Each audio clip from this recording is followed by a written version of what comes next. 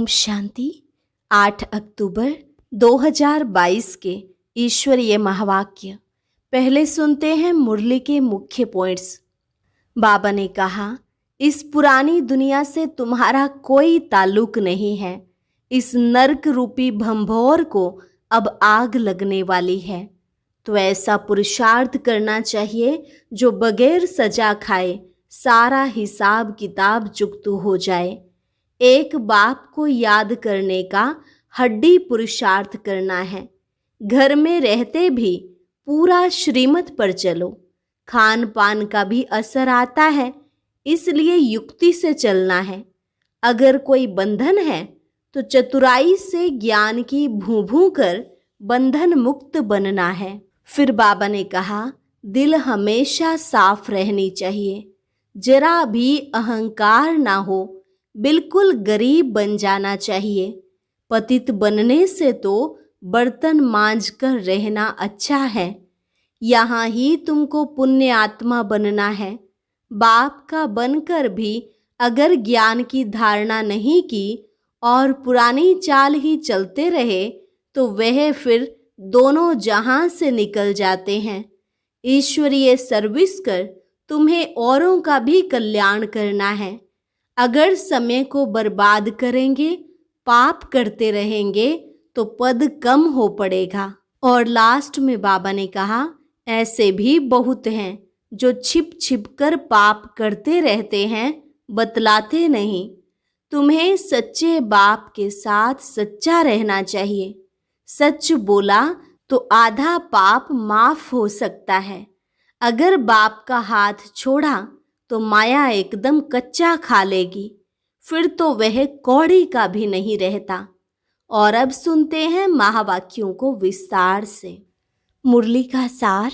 मीठे बच्चे, तुम्हारी पढ़ाई बुद्धि की है। बुद्धि को शुद्ध करने के लिए प्रवृत्ति में बहुत युक्ति से चलना है। खान पान की परहेज रखनी है। प्रश्न, ईश्वर की कारोबार बड़ी वंडरफुल और गुप्त है, कैसे? उत्तर, हर एक के कर्मों का हिसाब किताब चुकतू करवाने की कारोबार बड़ी वंडरफुल और गुप्त है। कोई कितना भी अपने पाप कर्म छिपाने की कोशिश करे, लेकिन छिप नहीं सकता। सजा जरूर भोगनी पड़ेगी। हर एक का खाता ऊपर में रहता है। इसलिए बाप कहते हैं, बाप का बनने के बाद कोई पाप होता है तो सच बताने से आधा माफ हो जाएगा, सजाएं कम हो जाएंगी। छिपाओ मत। कहा जाता है, कख का चोर सो लख का चोर। छिपाने से धारणा हो नहीं सकती। ओम शांति। बाबा पूछते, किसकी याद में बैठे हो? बच्चे समझते हैं, माता पिता बाप दादा अभी आएंगे, आकर हम बच्चों को अपना वर्षा देंगे। बाबा से हम फिर से 5000 वर्ष पहले मुआफिक स्वर्ग का वर्षा ले रहे हैं। यह तो हरेक के दिल में होगा ना। अभी इस नरक रूपी भंभोर को आग लगने वाली है। तुम्हारा इस दुनिया वालों से कोई भी ताल्लुक नहीं है। तुम्हारे लिए ज्ञान भी गुप्त है तो वर्षा भी गुप्त है। लौकिक बाप का वर्षा तो प्रत्यक्ष होता है। बाप की यह जायदाद है। आंखों से देखते हैं, बाप को भी देखते हैं और वर्षे को भी देखते हैं। अब हमारी आत्मा भी गुप्त है। इन आंखों से न आत्मा को न परमात्मा को देख सकते हैं। लौकिक संबंध में अपने को शरीर समझ इनको शरीर को भी इन आंखों से देखते हैं और शरीर देने वाले बाप को भी देखते हैं, टीचर गुरु को भी देखते हैं। यहाँ तो यह बाप टीचर गुरु सब गुप्त है। बच्चे जानते हैं, हम आत्माओं को अब ज्ञान का तीसरा नेत्र मिला है। आगे तीसरा नेत्र नहीं था। आत्मा सोई पड़ी थी। अब आत्मा को जगाते हैं तो आत्मा भी गुप्त है। जैसे आत्मा आकर शरीर में प्रवेश करती है, वैसे शिव बाबा भी इस शरीर में आकर के हमको फिर स्वर्ग का मालिक बना रहे हैं। बुद्धि भी कहती है हमने अनेक बार बाप से वर्षा लिया है आधा कल्प के लिए, फिर आधा कल्प गंवा देते हैं। अब फिर से हम श्रीमत पर अपनी राजधानी स्थापन कर रहे हैं। श्रीमत देने वाला भी गुप्त है। तुम्हारी आत्मा जानती है कि हम परमपिता परमात्मा से गुप्त रूप से सुन रहे हैं। आत्म अभिमानी जरूर बनना है।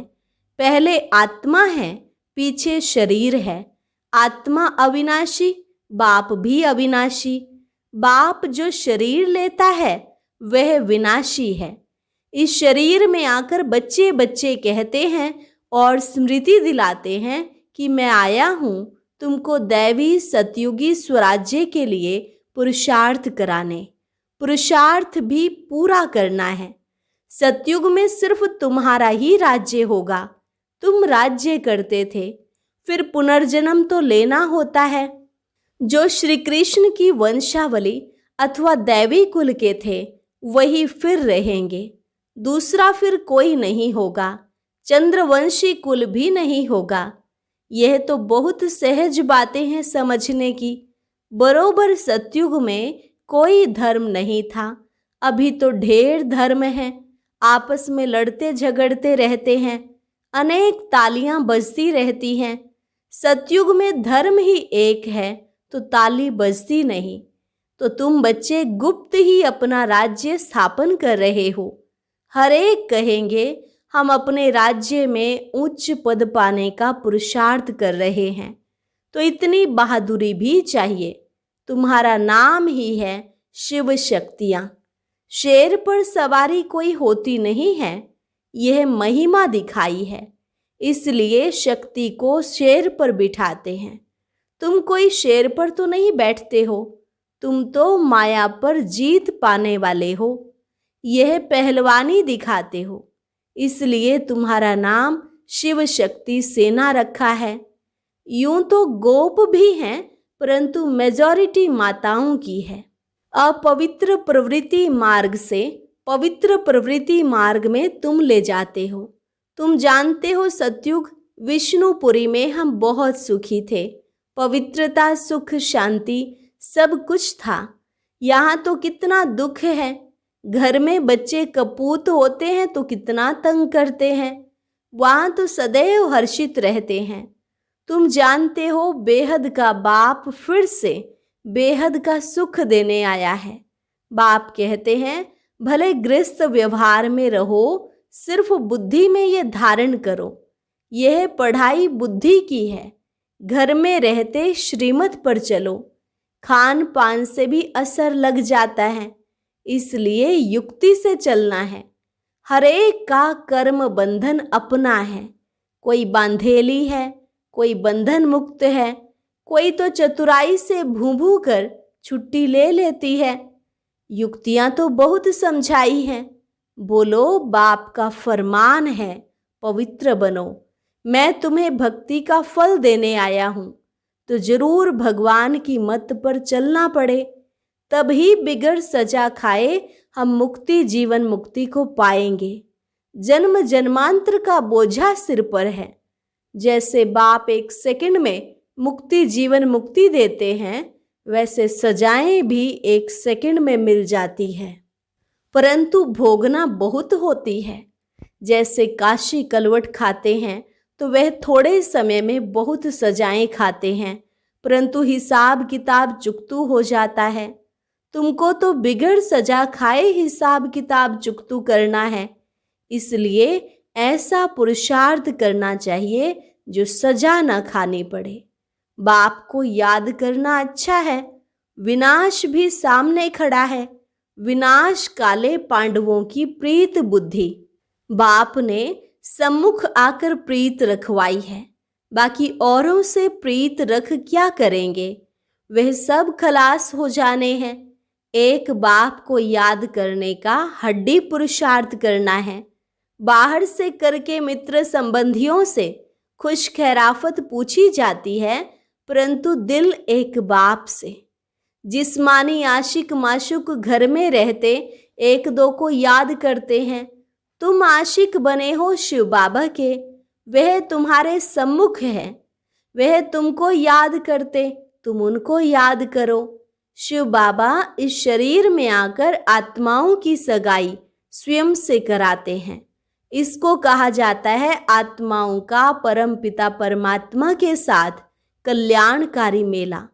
तुम ज्ञान गंगाएं हो, ज्ञान सागर बाप एक है। बाप को याद करने से विकर्म विनाश होंगे। बाप और कोई तकलीफ नहीं देते हैं, सिर्फ पवित्र रहना है।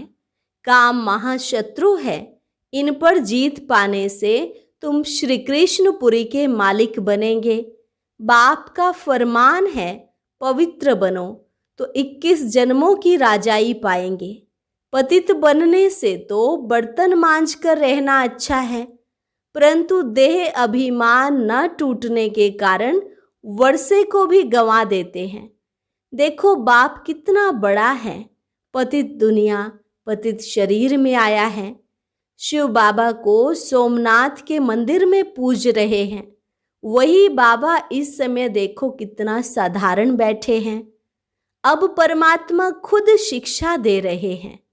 इस पर भी नहीं चलेंगे तो पद को लकीर लगा देंगे। बाप कहते हैं बच्चे पवित्र बनो। अभी सब भ्रष्टाचारी हैं। श्रेष्ठाचारी उनको कहा जाता है जो पवित्र रहते हैं। गवर्नमेंट ने सन्यासियों का झुंड बनाया है कि तुम सबको श्रेष्ठाचारी बनाओ, परंतु श्रेष्ठाचारी तो होते ही सतयुग में हैं, यहाँ कोई हो न सके। पवित्र ही श्रेष्ठ कहे जाते हैं। सन्यासी पवित्र हैं, परंतु फिर भी अपवित्र से जन्म लेते हैं, क्योंकि है ही माया का राज्य। कोई योग बल से जन्म तो लेते नहीं हैं। बाप बच्चों को समझाते हैं दिल हमेशा साफ रहनी चाहिए, जरा भी अहंकार ना रहे। बिल्कुल गरीब बन जाना अच्छा है। बाप है गरीब निवाज, वाह गरीबी वाह। गरीबों को साहूकार बनाना है। बाप कहते हैं भारत को गरीब से साहूकार बनाता हूँ। भारतवासी ही बनेंगे, और बनेंगे वह जो श्रीमत पर चलेंगे, वही स्वर्ग के मालिक बन सकेंगे। बाप सहज राजयोग सिखलाते ही हैं श्री कृष्णपुरी अथवा स्वर्ग का मालिक बनाने के लिए। बाप का फरमान है पवित्र बनो, और कोई मनुष्य को हम गुरु नहीं मानते। जास्ती खिटपिट होती है पवित्रता पर। किसको मार मिलेगी, घर से निकाल देंगे तो वह क्या करेगी। बाप उनको शरण देते हैं, परंतु ऐसे भी नहीं कि बाबा पास आकर फिर संबंधी याद पड़े और नुकसान करते रहे, फिर दोनों जहानों से निकल जाते हैं। ज्ञान की धारणा नहीं करते तो सुधरते नहीं, पुरानी ही चाल चलते रहते हैं। यहाँ तो कोई भी पाप नहीं करना चाहिए, तुमको तो पुण्य आत्मा बनना है। श्रीमत के आधार पर अपने आप से पूछो यह पाप है व पुण्य है। बाबा समझाते हैं जो भी पाप किए हैं वह बाप को सुनाने से आधा पाप मिट जाएगा। बहुत बच्चे बताते हैं हमने यह किया है, यह गुनाह है, फलाने से पतित बने हैं। बाप तो जानते हैं ना कितने विकर्म किए हैं। समझाते हैं अभी कोई पाप नहीं करो, नहीं तो सजा एकदम 100 गुणी हो जाएगी। फिर धर्मराजपुरी में साक्षात्कार कराएंगे। तुम ऐसे ऐसे पाप करके छिपाते थे। छिप तो नहीं सकता, भले नहीं देखते हैं, वह बाप तो अच्छी रीति जानते हैं ना। धर्मराज के पास सारा खाता रहता है। ईश्वरीय कारोबार बड़ी वंडरफुल और गुप्त है। कहते हैं ना जरूर पाप किया है तब दूसरे जन्म में छीछी घर में जन्म मिला है, तो जरूर जमा होता है ना। ऊपर में खाता तो है ना, अभी वह खाता यहाँ है। इसलिए बाप समझाते रहते हैं कि अब कोई पाप नहीं करना। कख का चोर सो लख का चोर कहा जाता है। समझना चाहिए कि हम बहुत बड़ा पाप करते हैं, फिर पद भ्रष्ट हो जाएंगे। धारणा नहीं होती तो ईश्वरीय सर्विस कर नहीं सकते। औरों का कल्याण करना है। ऐसे समय बर्बाद करेंगे, पाप करते रहेंगे तो पद कम हो पड़ेगा, फिर कल्प कल्पांतर के लिए वह पद हो जाएगा। इसलिए जितना हो सके पुरुषार्थ करना है। पूछते हैं बाबा के पास क्यों आते हो? कहते हैं सूर्यवंशी राजधानी का वर्षा लेने। तो श्रीमत पर जरूर चलना पड़े। देखना है कि मेरे से कोई बुरा काम व पाप तो नहीं होता है, नहीं तो 100 गुना दंड पड़ जाएगा।